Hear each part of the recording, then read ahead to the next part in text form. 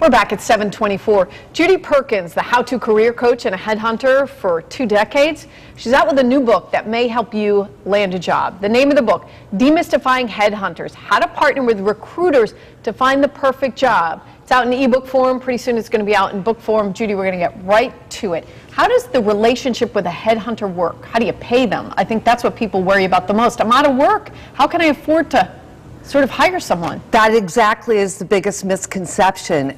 Headhunters work for the company, not the person, which is primarily why the job seeker will sometimes put out a string of cuss words when you mention recruiter to them. They say they don't call me back, they call me with stuff I don't know about, I don't want. But the thing is, the headhunter works for the company.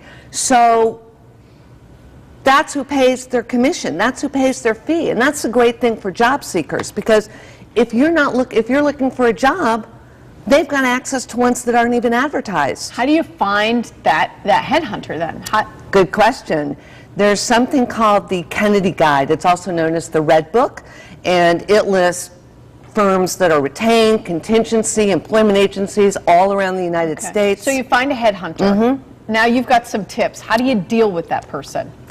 Well, the first way to deal with them is don't ask them about their career, because there are great headhunters that haven't been headhunters very long, and there are some bad ones that have been working 10, 12, 15 years. Number 2, don't leave numerous messages.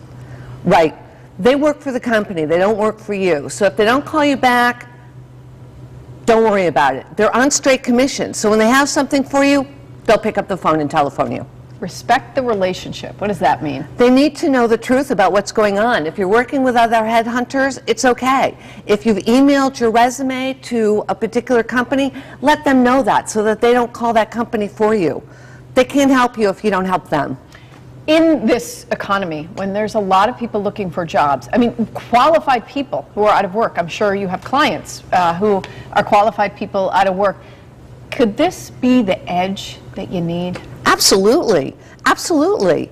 The headhunters have access to so many jobs that never appear on the job board, and if you're not in touch with a headhunter, then you're missing a sizable percentage of what's out there, companies that need to hire people. When I think of headhunter, though, I think of like big Fortune 500 companies only. You know, people who have MBAs, you know, PhDs, they're the ones that hire a headhunter. Is that a misconception? No, there are 3 types of headhunters, and those are the retained ones. Those are the ones that get paid a third, and a third. So they're working with companies on an exclusive basis. Contingency headhunters, however, who work with mid-level management, say 50,000 to probably 125,000, they get paid contingent upon hire. And so they're working with mid-level management, and that's really the bulk of the headhunters.